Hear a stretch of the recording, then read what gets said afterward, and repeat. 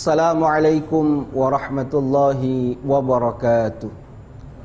Bismillah walhamdulillah, wassalatu wassalamu ala rasulillah Muhammad ibni Abdillah wa ala alihi wa sahbihi wa mawala, amma ba'du. Selamat pagi para pemirsa. Assalamualaikum Nusantara dimanapun Anda berada. Alhamdulillah thumma alhamdulillah, di pagi hari yang cerah ini Allah subhanahu wa ta'ala masih memberikan kepada kita beribu-ribu nikmatnya, bahkan berjuta-juta nikmat, sehingga Allah memberikan kepada kita luasan rahmatnya, sehingga kita bisa memasuki hari ini dan mudah-mudahan bisa melewati hari ini dengan sebaik-baiknya. Para pemirsa yang dimuliakan Allah subhanahu wa ta'ala, seandainya saya memberikan kepada para pemirsa semua, termasuk ke para kru, sebuah kertas dan sebuah ballpoint untuk menjawab satu pertanyaan yang akan saya sampaikan, maka saya yakin sebelum ibu menjawab, saya yakin maka jawabannya pasti sama sekalipun redaksinya berbeda. Apa pertanyaannya?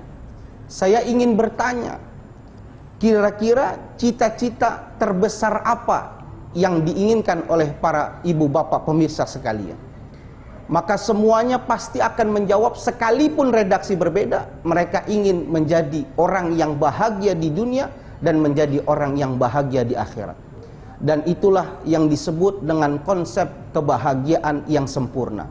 Sehingga di dalam Al-Quran Allah subhanahu wa ta'ala mengatakan, wa minhum may yaqulu rabbana atina fid dunya hasanah wa fil akhirati hasanah wa qina azabannar.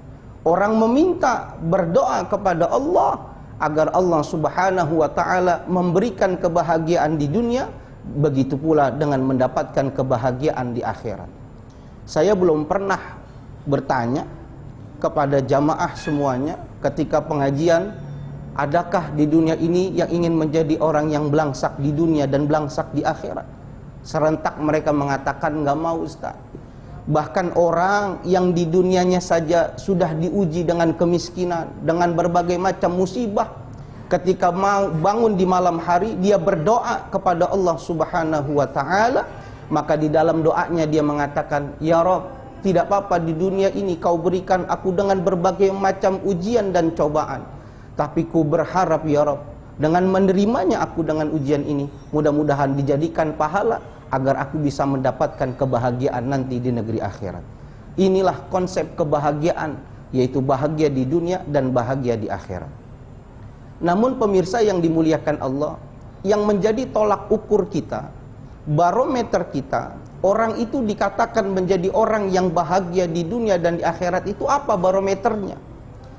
Seperti orang dikatakan, oh orang itu adalah orang kaya, maka barometernya apa? Secara urfiah, secara kemasyarakatan, orang dikatakan orang kaya raya apabila uangnya banyak, mobilnya lebih dari satu, rumahnya tingkat, harta bendanya luar biasa banyak, orang bisa dikatakan itu orang kaya. Tapi apakah orang kaya itu sudah dikatakan orang yang bahagia di dunia dan di akhirat? Belum tentu. Karena apa? Nyata-nyatanya berapa banyak kita lihat orang-orang yang bunuh diri, loncat daripada gedung dengan mobil mewahnya, itu ternyata adalah orang-orang yang kaya raya. Oleh karena itu, apa barometernya orang itu dikatakan orang yang bahagia di dunia dan bahagia di akhirat? Maka perlu kita melihat satu pendapat yang disampaikan oleh Imam Ibnu Hajar Al-Asqalani di dalam kitabnya, yang beliau menukil satu ungkapan ulama yang bernama Syekh Buzur Jamhar. Apa yang Syekh Buzur Jamhar katakan? Beliau mengatakan, sittu khisalin ta'dilu jami'ad dunya. Ada 6 hal yang apabila 6 hal itu dimiliki seseorang di dunia akan memberikan efek kebahagiaan di akhirat. Apa di antara ke-6 itu? Yang pertama, at-ta'amul mari, ay at-ta'amul laziz, yaitu makanan yang lezat, makanan yang nikmat, yang dapat dinikmati daripada nikmatnya makanan itu. Kalau kita bisa menikmati satu makanan hidangan yang enak, satu hidangan yang luar biasa rasanya dan bisa dirasakan dengan lidah, maka kita sudah mendapatkan 1/6 daripada kebahagiaan di dunia dan memberikan efek di negeri akhirat. Tapi saudara, hal ini jangan disepelekan. Kenapa demikian? Ternyata tidak semua orang bisa merasakan kenikmatan daripada makanan itu sendiri. Di daerah Jakarta ada satu tempat, satu majelis taklim. Ketika gurunya selesai menyampaikan pengajian, maka salah seorang jamaahnya datang. Dia datang menghadap kepada gurunya, berbisik-bisik seakan-akan dia tidak ingin diketahui oleh orang lain hal apakah yang ingin dia sampaikan kepada gurunya itu. Maka dia bilang kepada gurunya, "Wahai Tuan Guru, izinkan saya untuk memohon agar Tuan Guru sudi untuk mendoakan kepada saya." Maka gurunya mengatakan, "Iya, insya Allah saya doakan." "Memang ada apa?" "Wahai Tuan Guru yang mulia, saya sudah berobat di Jakarta tapi belum sembuh. Saya sudah berobat lagi sampai ke Australia belum sembuh, ke Singapura belum sembuh.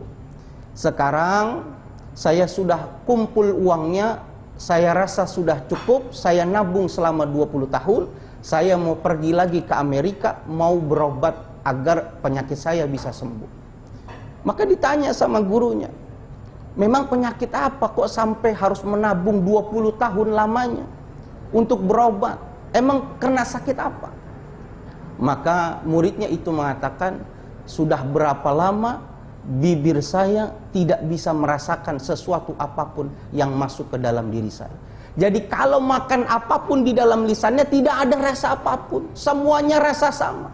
Kalau kita kan enak, makan ayam masih terasa ayam, makan soto masih terasa soto, makan daging masih berasa daging. Dia tidak bisa merasakan apapun itu. Bahkan yang saking parahnya lagi, dia tidak bisa membedakan mana makanan yang sudah basi dengan makanan yang masih bisa dimakan. Kenapa? Karena lisannya sudah hilang rasanya." Ini konsep. Oleh karena itu kita patut bersyukur. Karena dengan tidak bersyukur, orang yang hakikatnya hartanya banyak, uangnya banyak, berlimpah, tapi kalau kenikmatan lisannya sudah diambil oleh Allah Subhanahu wa ta'ala, maka di mana letak kenikmatan daripada harta itu? Dia tidak bisa merasakan kenikmatan harta itu karena sudah diambil kenikmatannya oleh Allah Subhanahu wa ta'ala. Maka bersyukur kepada Allah kalau seandainya Allah masih memberikan kenikmatan di lisan kita sehingga bisa merasakan dari apa makanan yang bisa kita makan.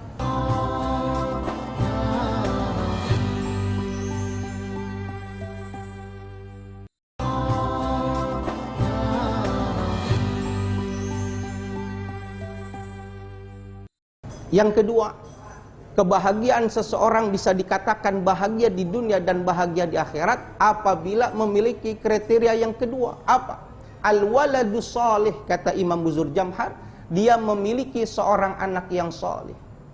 Kenapa? Seandainya sosok seorang orang manusia atau sosok orang tua diberikan satu pilihan oleh Allah, mau kuberikan kau seorang anak yang salih dan salihah, atau kuberikan dengan harta yang banyak, maka kita orang Islam pasti memilih lebih baik diberikan anak yang solih dan solihah ketimbang diberikan harta yang banyak.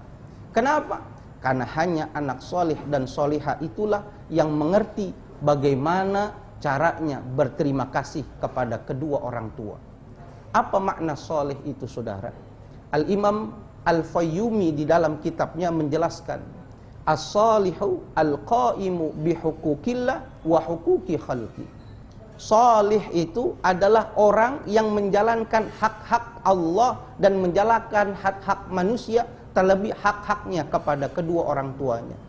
Ibadahnya bagus kepada Allah, salatnya bagus, puasanya bagus, zakatnya bagus, dan hubungan kepada manusianya juga bagus, terlebih hubungan kepada ibu dan bapaknya, maka baru dikatakan orang itu disebut dengan sebutan soleh. Kalau tidak kriteria itu, jangan nama soleh, ganti apa nama yang pantas buat anak-anak yang tidak memenuhi kriteria itu. Anak yang soleh inilah yang menjadi kebahagiaan yang besar bagi setiap orang tua. Karena mohon maaf, beribu maaf saya sampaikan, belum tentu orang tua yang memiliki anak kaya raya bisa membahagiakan hati daripada orang tuanya itu. Mohon maaf, belum tentu. Perlu kita ambil hikmah dan pelajaran bagi saya, bagi pemirsa semuanya. Di daerah Jakarta Selatan, di daerah Pasar Minggu, ada satu tempat rumah yang diisi oleh orang-orang tua yang sudah jompo. Siapa mereka yang tinggal di sana? Siapakah mereka yang hidup di sana?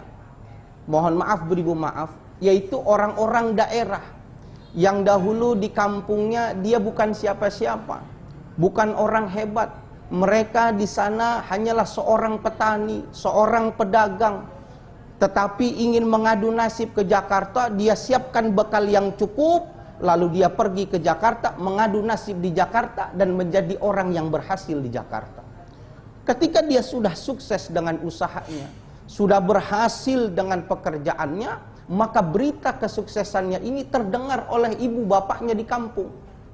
Maka ketika seorang ibu, seorang bapak mendengar anak yang dahulu dia rawat dengan baik di Jakarta menjadi orang yang sukses, maka hal pertama yang dia lakukan, dia jual harta rumahnya, dia jual harta bendanya, dia milikin uang itu buat apa? Buat dia belikan tiket dan buat bekal nyusul anaknya ke Jakarta.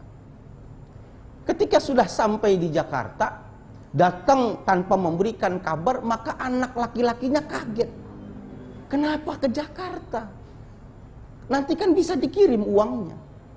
Kenapa ke sini? Kenapa? Karena dia malu. Orang tuanya yang datang dari kampung menggunakan pakaian yang tidak pantas, dengan pakaian yang sudah tidak mengikuti zaman saat ini.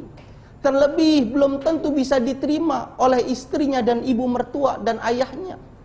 Sehingga membuat dirinya kaget dan merasa malu. Ibu bapaknya datang mengunjungi dirinya di Jakarta. Maka dengan ringan ibu dan bapaknya mengatakan, wahai anakku, ayah sama ibu pengen tinggal di sini, pengen bareng, pengen kumpul dengan kamu, pengen kumpul dengan istrimu dan anak-anakmu. Akan tetapi anak itu merasa berat, karena bisa jadi istrinya tidak bisa menerima. Bahkan ketika sudah tinggal di situ, tidak satu kali dua kali istri dan ibunya bertengkar. Istrinya sudah merasa tidak nyaman, sehingga apa yang dilakukan oleh anak ini? Anak ini setiap malam memberikan uang kepada ibunya dan membisikkan di telinga ibunya seraya mengatakan, ibu jangan tinggal di sini ya, ibu saya titipkan di panti. Maka ibu itu mengatakan, enggak nak, enggak mau, ibu enggak mau pisah lagi, ibu mau tinggal di sini. Setiap hari datang dikasih uang kalau mau tidur, ibu ini saya kasih uang, ibu jangan tinggal di sini ya bu, ibu tinggal di panti. Berulang kali dan berulang kali, sehingga hati ibu itu bingung, sehingga pasrah. Ya sudah, kalau memang kau tidak menginginkan ibu hadir di sini, maka bawalah ibu titipkan ke panti asuhan. Maka salah satunya dititipkan di daerah Pasar Minggu itu, saudara. Maka satu ketika saya mengunjungi ke sana, dilihat ada sosok ibu-ibu yang punya bantal 2. Orang biasanya yang tinggal di situ dikasih bantal cuma 1, tapi ibu ini bantalnya 2. Maka ditanya, wahai ibu, mohon maaf, ibu bantalnya 2, yang lain 1, kok bisa? Maka dengan ringan mengatakan, Pak Ustadz, maaf, ini bukan bantal. Lalu apa ibu? Ini isinya sprei. Bantal ini isinya adalah amplop berisi uang yang setiap bulan dikirimi anak saya buat diri saya. Saya pengen kumpulkan uang ini, tidak pernah saya sentuh, bahkan tidak pernah saya gunakan.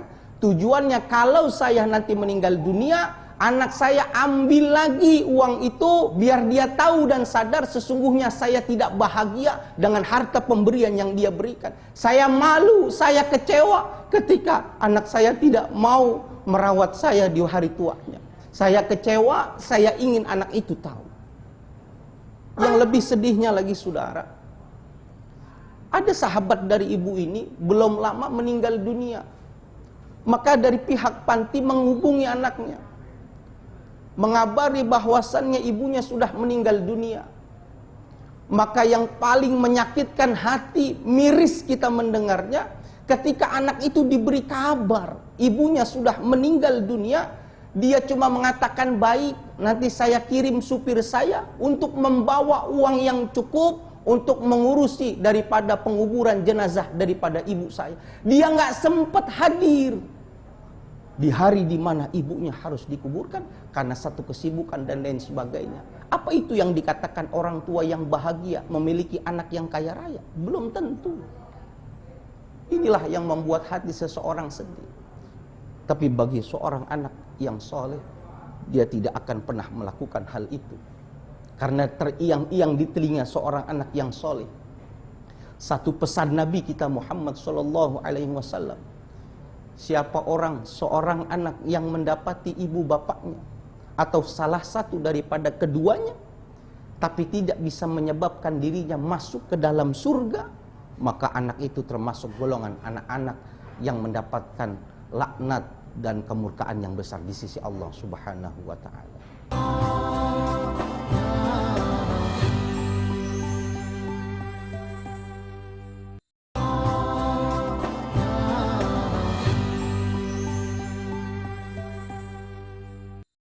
Ini membuat pelajaran buat kita. Jangan jadikan anak kita menjadi anak yang kaya raya, tapi menjadikan anak kita anak yang soleh dan solihah. Lebih parahnya lagi bagaimana para pemirsa yang dimuliakan Allah. Di Belanda, yang katanya dikenal sebagai negara yang menjunjung tinggi hak asasi manusia, tapi Belanda juga adalah salah satu negara yang meratifikasi hukum etanasia. Bahkan hukum etanasia ini pengen dibawa ke Indonesia, dan ketika sudah hampir sampai di Indonesia, kita dengar selentingan dari berbagai macam perguruan tinggi, salah satu yang di Jakarta, guru besarnya mengatakan boleh lakukan itu. Apa etanasia itu? Kalau ada orang tua yang sudah tua renta, sudah tidak produktif, kencing di tempat, buang air besar lagi di tempat, sudah tidak bisa mengapa-ngapa lagi, hanya kecuali di dalam kamar itu, maka seorang anak boleh pergi ke Menteri Hak Asasi Manusia, membawa surat, lalu dibawa ke Menteri Kesehatan, lalu dibawa ke rumah sakit. Surat itu dibawa ke rumah sakit, diberikan kepada dokter tertentu. Untuk apa? Untuk dietanasia ibu bapaknya ketika dalam keadaan tidur, disuntik mati oleh anak itu atas izin anaknya.